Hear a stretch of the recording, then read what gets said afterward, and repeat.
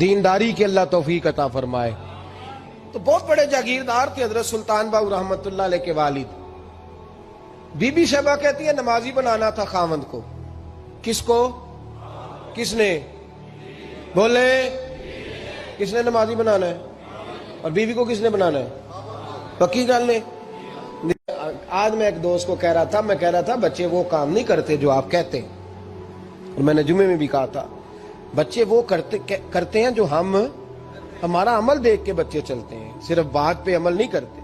Be be راستی کہتی ہے میں نے ٹھان لی کہ میں نے اس جگیردار کو، وڈیرے کو، اس موٹے بڑے چودھری کو میں نے نمازی بنانا اور بنا کے دکھانا ہے نمازی۔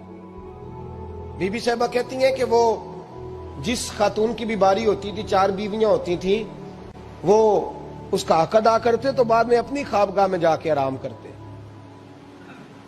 ان کا جو خادم تھا، ملازم، وہ رات کو دودھ کا پیالہ انہیں دینے جاتا تھا، سونے سے پہلے ان کے پاس دودھ کا پیالہ پہنچتا تھا۔ تو بی بی صاحبہ کہتی ہیں میں نے رات کو ملازم سے کہا دودھ دینے تو نہیں جائے گا، میں جاؤں گی۔ کہ میں آدھی رات کو دودھ کا پیالہ لے کے حاضر ہوئی۔ تو کیسے آئی؟ میں نے کہا بی بی ہوں، آ گئی ہوں، تو اب مہربانی کریں۔ میں نے کہا اگر اجازت دیں تو آپ کے پیر نہ دبا دوں؟ چل دبا دے۔ بی بی کہتی ہیں پیر دباتے دباتے میں نے کہا اگر اجازت دیں تو صبح نماز کے لیے جگا دوں؟ یہ نماز کی تبلیغ ہو رہی ہے۔ تو بابا جی پتہ کیا کہتے ہیں حضرت بازید؟ کہنے لگے تو مجھے جانتی نہیں، خبردار مجھے تبلیغ کرنے کی کوشش کی، اس گھر میں رہنا ہے تو سانس اونچا نہ لینا، پتہ ہے تو کس کے ساتھ بھی آئی، خبردار۔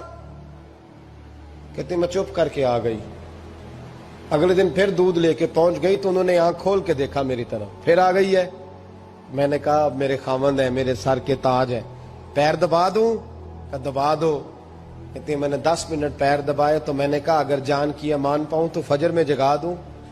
میں نے جلال فرمایا۔ کہنے لگے تجھے کہا تھا نا کہ مجھے کسی کا مشورہ قبول نہیں، تو کون ہوتی ہے مجھے بات کرنے والی، چل دوڑ جا۔ بی بی صاحبہ کہتی ہیں میں 10 دن جاتی رہی۔ کتنے دن؟ انہوں نے سختی بھی کی، برا بھلا بھی کہا، اور کئی دن یہ بھی کہا کہ کل آئی تو پھر یاد رکھنا۔ کہتی ہیں 10ویں دن میں گئی تو حضرت بازید کہتے ہیں میرے دل میں خیال آیا یہ جان چھوڑنے والی نہیں، یہ باز نہیں آئے گی، اور چلو ہے بھی تو میری بیوی، غلط بات بھی کوئی نہیں کر رہی، کہہ بھی نماز کر رہی ہے۔ کہنے لگے اگر میں سویرے اٹھ جاؤں تو پھر دوبارہ تو نہیں آئے گی، تو دوبارہ تو نہیں آئے گی۔ یہ دیکھیں میاں بیوی کا آپس میں رشتہ، سویرے اگر میں اٹھ جاؤں نماز کے لیے تیرے کہنے پہ تو میری جان چھوڑ دے گی تو؟ بی بی صاحبہ کہنے لگی میں دوبارہ نہیں آؤں گی، آپ مہربانی کریں سویرے اٹھ جائیں۔ کہنے لگے چل تو میری بیوی ہے، ایک بار مان لیتا ہوں تیری بات، سویرے جگا دینا۔ بی بی راستی کہتی ہے میں پہلے سو کے اٹھا کرتی تھی، وہ رات میں سوئی نہیں، کہتی میں ساری رات رو کے گزار دی، ساری رات، اور بیدار رہ کے گزار دی۔